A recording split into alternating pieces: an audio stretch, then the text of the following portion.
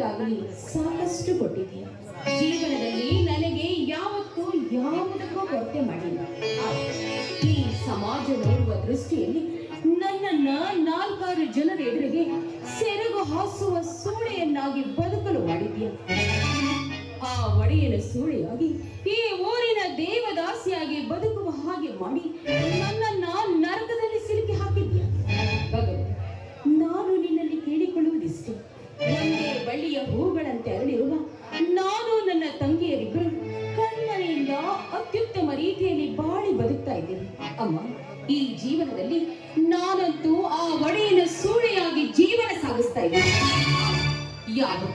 ಯಾವುದೇ ಕಾರಣಕ್ಕೂ ನನ್ನ ತಂಗಿಯ ಆ ಸೂಳೆಯ ಸ್ಥಾನವನ್ನು ಪಡೆಯದೆ ಈ ಪ್ರಪಂಚದಲ್ಲಿ ಉನ್ನತ ಮಟ್ಟದಲ್ಲಿ ಗರತಿಯಾಗಿ ಬಾಳಬೇಕೆಂಬುದೇ ನನ್ನ ಆಸೆ. ಇದುವರೆಗೂ ನಮ್ಮ ಮನೆತನದಲ್ಲಿ ಯಾರು ಉನ್ನತ ವಿದ್ಯಾಭ್ಯಾಸವನ್ನು ಹೊಂದಿಲ್ಲ. ಆದರೂ ಇಂದು ನನ್ನ ತಂಗಿ ಸರ್ಕಾರಿ ಕೆಲಸ ಸಿಗುತ್ತೆ ಎನ್ನುವ ಭರವಸೆಯಲ್ಲಿ ಬೆಳೆದು ನಿಂತಿದ್ದಾಳೆ. ಆದಷ್ಟು ಬೇಗನೆ ನನ್ನ ತಂಗಿಯ ಆಸೆಯನ್ನ ನೆರವೇರಿಸುವ ಭಾರ ನಿನ್ನಲ್ಲಿ ಕೂಡಿದೆಯಮ್ಮ.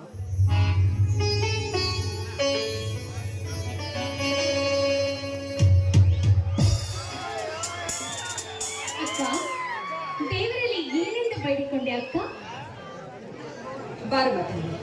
ನೋಡು, ಈ ನಮ್ಮ ಮನೆತನದಲ್ಲಿ ಅಂದರೆ ಈ ನಮ್ಮ ದೇವದಾಸಿ ಪದ್ಧತಿಯಲ್ಲಿ ಇದುವರೆಗೂ ಯಾರು ಕೂಡ ಸರಿಯಾಗುವ ಮಟ್ಟದಲ್ಲಿ ಇಲ್ಲ. ಆದ್ರೆ ಅದು ಯಾವ ದೇವರ ಪುಣ್ಯವೋ ನನಗೆ ಗೊತ್ತಿಲ್ಲ. ನೀನು ಮಾತ್ರ ಸರ್ಕಾರಿ ಕೆಲಸ ಸಿಗುವಷ್ಟು ಓದಿದೆಯಲ್ಲ, ಅದೇ ನನಗೆ ಸಂತೋಷ. ಹೌದಕ್ಕ, ಈ ಸಮಾಜದಲ್ಲಿ ಬಡವರಿಗೆ ಬೆಲೆ ಇದೆ, ಆದರೆ ದೇವದಾಸರಿಗೆ ಬೆಲೆ ಇಲ್ಲ. ಆದಷ್ಟು ಬೇಗ ಈ ಕೀಳುತನದಿಂದ ದೇವದಾಸಿ ಎನ್ನುವ ಕೀಳು ಮಟ್ಟದಿಂದ ಹೊರಬರಬೇಕು ನನ್ನ ಆಸೆ ಅಕ್ಕ. ಆದಷ್ಟು ಬೇಗ ಹೊರಬೇಕು ಬರಬೇಕೆನ್ನುವುದೇ ನನ್ನ ಗುರಿಯಾಗಿದೆ. ಬೇಡ ತಮ್ಮ, ನಮ್ಮ ತಲೆಯಲ್ಲಿ ಬುದ್ಧಿದೆ ಅಂತ ಯಾವುದೇ ಕಾರಣಕ್ಕೂ ನಾವು ಅಂತ ದುಸ್ಸಾಹಸಕ್ಕೆ ಕೈ ಹಾಕಬಾರ್ದು. ಯಾವುದೇ ಕಾರಣಕ್ಕೂ ನೀನ್ ಇದರ ಬಗ್ಗೆ ಆಲೋಚನೆ ಮಾಡಿ ನಿನ್ನ ತಲೆಯನ್ನ ಕೆಡಿಸ್ಕೊಳ್ಳಬೇಡ. ಯಾಕೆಂದ್ರೆ ಇದು ಈ ಪ್ರಪಂಚದಲ್ಲಿ ಅಸಾಧ್ಯವಾದ ಮಾತು. ಈ ದೇವದಾಸಿ ಎನ್ನುವ ಪದ್ಧತಿ ಇಂದು ನಿನ್ನೆಯದಲ್ಲಮ್ಮ, ತಲಾಂತರದಿಂದ ನಡೆದುಕೊಂಡು ಬಂದಿದೆ ಅಂದಾಗ ಅದನ್ನ ತಪ್ಪಿಸುವ ಶಕ್ತಿ ನಮ್ಮಲ್ಲಿಲ್ಲ.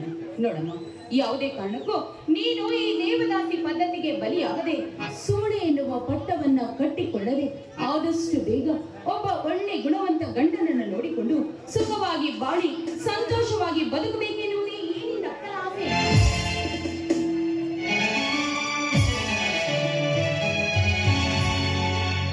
ಅಕ್ಕ, ಆಯ್ತಕ್ಕ, ಖಂಡಿತವಾಗೂ ಕಂಡವರ ಪಾಲಿನ ದೇವದಾಸಿಯಾಗಿ ನಾನು ಬಾಳುವುದಿಲ್ಲ ಅಕ್ಕ. ಒಬ್ಬ ಒಳ್ಳೆಯ ಗುಣವಂತನನ್ನ ಕೈ ಹಿಡಿದು ಆ ನಿನ್ನ ಆಸೆನ ಈಡೇರಿಸುತ್ತೇನೆ. ಆಯ್ತೆ ಅಕ್ಕ? ಆಗ್ಲ, ಆದಷ್ಟು ಬೇಗನೆ ಆ ಗಾಣುಗಟ್ಟೆ ಮಾಯಮ್ಮ ದೇವಿ ನಿನ್ನ ಆಸೆಯನ್ನ ಪೂರೈಸಲಿ ಅಂತ ನಾನು ಕೇಳ್ಕೊಳ್ತೀನಿ. ಅಕ್ಕ, ನಿನ್ನ ಆಸೆ ನೆರವೇರಬೇಕಾದರೆ ಆದಷ್ಟು ನೀನು ಆ ಒಡೆಯನಿಂದ ಅಂತರ ಕಾಪಾಡಿಕೊಂಡರೆ ಮಾತ್ರ ನಮ್ಮ ಆಸೆ ನೆರವೇರುವುದು.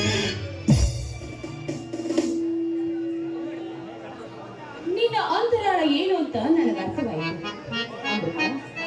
ನಾನಂತೂ ಆ ಒಡೆಯನ ದಾಸಿಯಾಗಿ ಬಾಳ್ತಾ ಇದ್ದೆ.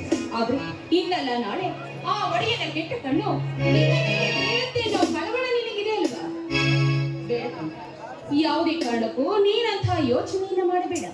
ಒಂದು ವೇಳೆ ಆ ಒಡೆಯ ನಿನ್ನನ್ನ ಉನ್ನತ ಮಟ್ಟದಲ್ಲಿ ಓದಿಸ್ತಾ ಇದ್ದಾನೆ, ನಿನಗಾಗಿ ಹಣವನ್ನ ಖರ್ಚು ಮಾಡ್ತಾ ಇದ್ದಾನೆ, ಅವನಿಗೇನಾದ್ರೂ ನಿನ್ನ ಮೇಲೆ ಕೆಟ್ಟ ಕಣ್ಣು ಬಿದ್ದಿದ್ಯಾ?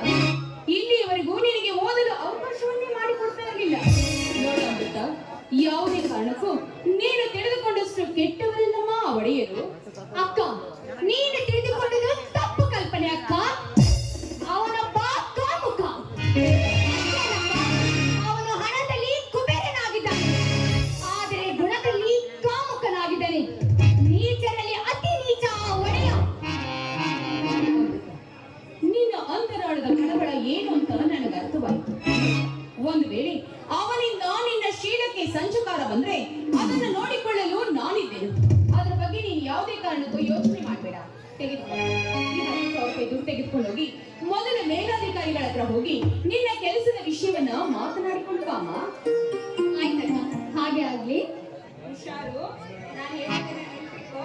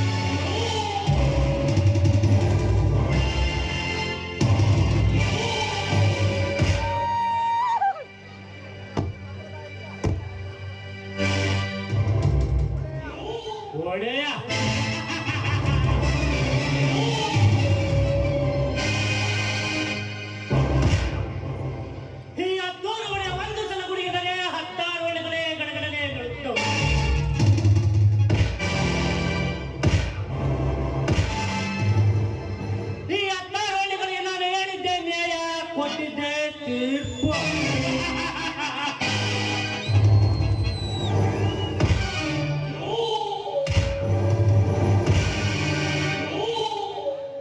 ಹಂಗ ಚಂದ ತುಂಬಿಕೊಂಡು ಬಂದಿರೋ ವಯ್ಯಾರಿ ಮಾಡುವ ಯಾವ ಹೆಣ್ಣು ಸಾಕ್ಷಿಲುವತಿ ಅದರ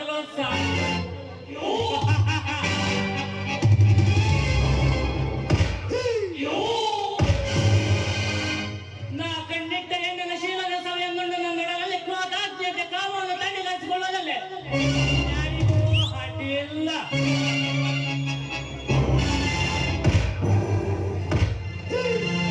ಅದಕ್ಕೆಂದೇ ನಮ್ಮೂರಲ್ಲಿ ಎಂದೋ ನಶಿತವಾಗಿರುವ ದೇವದಾಸ ಪದ್ಧತಿಯನ್ನು ಮುಂಚೂಣಿಯಲ್ಲಿ ತಂದಿರುವೆ.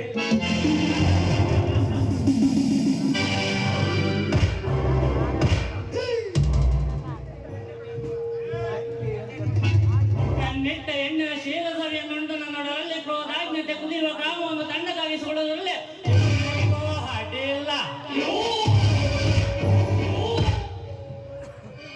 ಈ ಒಳ್ಳೆಯ ಕಣ್ಣಿಗೆ ಬಿದ್ದು ನಾ ನಿರ್ಮಿಸುವ ಕುಟಿಲ ಕಾರಸ್ಥಾನದಲ್ಲಿ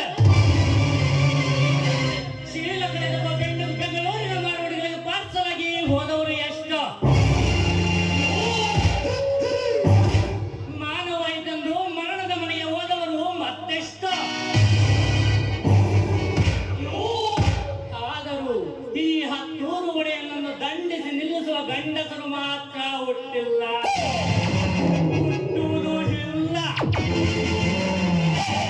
ಹುಟ್ಟಿದರೆ ಅವರನ್ನು ಜೀವಂತವಾಗಿ ಸಹ ಬಿಡುವುದಿಲ್ಲ. ಒಡೆಯ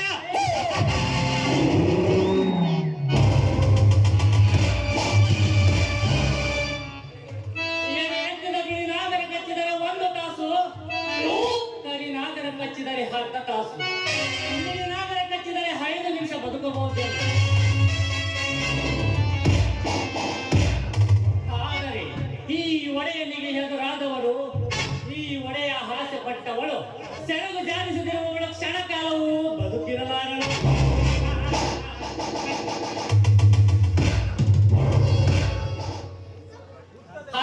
ಹುತ್ತದಲ್ಲಿ ಹಾವುಗಳನ್ನು ಪುಂಗಿಯುವುದಿರುವ ವಾಡಿಗನ ಗುರಿಯಾದರೆ ಚಂದದ ಹೆಣ್ಣುಗಳನ್ನು ನನ್ನ ಮಂಚದ ಮೇಲೆ ಮಲ್ಲಿಗೆ ಎಂದು ಹಾಡ ಹೊಡಿಸುವ ಈ ಒಡೆಯನ ಗುರಿ.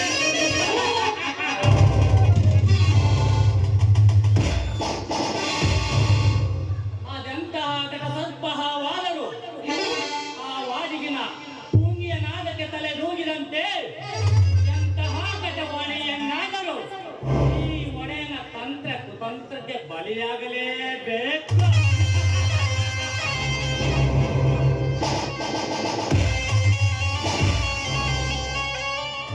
ಸರೋಜ, ಸರೋಜ, ಬನ್ನಿ ಒಡೆಯರೇ. ಸರೋಜ, ನನ್ನ ಪಾಲಿನ ಸರೋಜ ಅಷ್ಟೇ ಅಲ್ಲ, ನನ್ನ ಮನಸ್ಸನ್ನ ಚಂಚಲಗೊಳಿಸಿದ ಹೂ ರೋಜ. ನೀವು ನನ್ನ- ಸರೋಜ, ಹಂಪುಗಳಿಗೆ ಹಣ ಬೇಕೆಂದು ಕೇಳಿದೆಯಲ್ಲ, ತೆಗೆದುಕೋ, ಇದರಲ್ಲಿ 25,000 ಇದೆ, ಅವಳಿಗೆ ಕೊಡು. ಒಡೆಯರೇ, ನೀವು ನನ್ನನ್ನು ಅಷ್ಟೊಂದು ಹೊಗಳುವ ಅವಶ್ಯಕತೆ ಇಲ್ಲ. ಯಾಕೆಂದ್ರೆ ನಾನು ಮೊದಲೇ ದೇವದಾಸಿ, ಅಂದ್ರೆ ಬಸವಿ.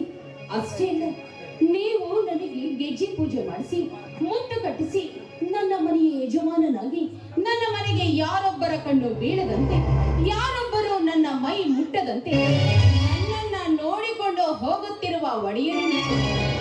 ಅಷ್ಟೇ ಅಲ್ಲ, ಈ ಒಡೆಯ ಮೆಚ್ಚಿರುವ ಹೆಣ್ಣು ನಾನು ಅಂತ ಹೇಳಿ ಅಷ್ಟೇ. ಸರೋಜ, ನನ್ನ ಮಳೆಗಾಗಿ ಮತ್ತೊಬ್ಬರನ್ನು ನೋಡದಂತೆ ನೀನು ಬಾಳುತ್ತಿರುವ ನನ್ನ ಸತಿಗಿಂತಲೂ ಹೆಚ್ಚಾಗಿರುವೆ. ನನ್ನ ಸತಿಯ ಸ್ಥಾನವನ್ನು ಅಲಂಕರಿಸುವ ನೀನು ನನ್ನ ಕೇವಲ ದಾಸಿ ಅಲ್ಲ ಸರೋಜ, ನನ್ನ ಹೆಂಡತಿ ಎಂದರೂ ತಪ್ಪಾಗಕ್ಕಿಲ್ಲ. ನೋಡಿ ಒಡೆಯರೇ, ನನ್ನ ಮನೆಯ ಸಕಲ ಜವಾಬ್ದಾರಿಗಳನ್ನ ಹೊತ್ತು ನಮ್ಮನ್ನ ಚೆನ್ನಾಗಿ ನೋಡಿಕೊಂಡು ಹೋಗುತ್ತಿರುವ ಈ ನನ್ನ ಮನದಿನ್ಯನಿಗೆ ನಾನು ಮನದಿನ್ಯರಾಗಿ ಬಾಳಿ ಚಿರಋಣಿಯಾಗಿರುತ್ತೇನೆ. ಅಷ್ಟೇ. ಸರೋಜ, ನನ್ನ ಮೇಲೆ ಅನುಮಾನವೇ? ನಾನೆಂದಿಗೂ ನಡುನೀರಿನಲ್ಲಿ ಕೈ ಬಿಡಲಾರದಷ್ಟು ಕಟಕ ನಾಗಲಾರೆ. ನೋಡಿ, ನಾನು ಕೂಡ ಅದನ್ನೇ ಹೇಳ್ತಾ ಇರುವುದು. ನೋಡಿ, ಎಷ್ಟೇ ಆಗಲಿ ದೇವದಾಸಿಯರಿಗೆ ಆಸೆ ಹೆಚ್ಚು ಅಂತ ಹೇಳ್ತಾರೆ. ಅಂತ ಯಾವ ಹೆಚ್ಚು ಆಸೆಯನ್ನು ನಾನು ಹೊತ್ತುಕೊಂಡು ಬಂದಿಲ್ಲ. ಒಳ್ಳೆಯದು. ಎಷ್ಟೇ ಆಗಲಿ ನಾನು ಸೂಳೆಯಾದರೂ ಕೂಡ ನನ್ನ ಮೇಲೆ ಯಾವ ಕಲಂಕವೂ ಬರದಂತೆ ನನ್ನ ಮನೆಯ ಎಲ್ಲ ಜವಾಬ್ದಾರಿಗಳನ್ನ ನೋಡಿಕೊಂಡು ನನ್ನ ತಂಗಿಗೆ ಉನ್ನತ ಮಟ್ಟದಲ್ಲಿ ಶಿಕ್ಷಣವನ್ನ ಕಳಿಸಿ ಅವಳಿಗೆ ಸೂಳೆಯ ಸ್ಥಾನ ಸಿಗದಂತೆ ನಮ್ಮ ಮನೆತನವನ್ನ ನೀವು ಕಾಪಾಡಿಕೊಂಡು ಹೋಗ್ತಾರೆ. ಈ ನಿಮ್ಮ ಪ್ರೀತಿ ಜವಾಬ್ದಾರಿಗೆ ಎಂದಿಗೂ ನಾನು ಚಿರಋಣಿಯಾಗಿರುತ್ತೀನಿ. ನನ್ನ ಮೇಲೆ ಅನುಮಾನವೇ ಸರೋಜ. ನಾನೆಂದಿಗೂ ನಡು ನೀರಿನಲ್ಲಿ ಕೈ ಬಿಡಲಾಗದಷ್ಟು ಕಟಕ ನಾನಾಗಲ್ಲ. ಹಾಗಲ್ಲ ಬಳಿ, ನಾನು ಹೇಳಿದ ಮಾತಿಷ್ಟು. ದಯವಿಟ್ಟು ನನ್ನ ಬಗ್ಗೆ ತಪ್ಪು ಭಾವಿಸಬೇಕು. ಸೂಳೆಯೇ ಆಗಲಿ ಅಥವಾ ಸತಿಯೇ ಆಗಲಿ, ನನ್ನ ಮನಸ್ಸಿನಲ್ಲಿ ಒಂದು ಸರಿ ಒಬ್ಬ ಮನದಿನಿಯನ ಗೂಡಿ ಜೀವನ ಮಾಡಬೇಕು ಅಂತ ಮೀಸಲಾಗಿ ಅವಳ ಜೀವನವನ್ನು ಕಳೆದುಬಿಟ್ರೆ ಕೊನೆಯ ತನಕ ಅವಳು ಅವನಿಗಾಗಿಯೇ ಮೀಸಲಾಗಿರುತ್ತಾಳೆ ಅಂತ ಹೇಳಿದೆಯಷ್ಟೇ. ಸರೋಜ, ಸಮಾಜದಲ್ಲಿ ನೀನು ಸೂಳೆಯಾದರೂ ನಮ್ಮ ಅಂತರಂಗದಲ್ಲಿ ಸತಿಯ ಸ್ಥಾನಕ್ಕಿಂತಲೂ ಹೆಚ್ಚಾಗಿರಬೇಕು. ಸರೋಜ, ನನ್ನ ಆತ್ಮಸಾಕ್ಷಿಯಾಗಿಯೂ ನೀನೇ ನನ್ನ ಸತಿಯ ಸ್ಥಾನವನ್ನು ಅಲಂಕರಿಸಿದವಳು. ಹಾಗಾದ್ರೆ ನಾನೇ ಭಾವಿಸುತ್ತೇನೆ. ಯಾಕೆಂದ್ರೆ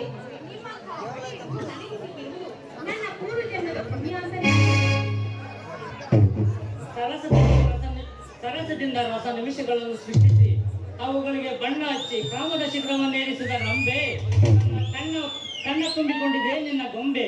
ಹತ್ತಿರ ಬಾರೆ ನನ್ನ ಚಂದನದ ಗೊಂಬೆ.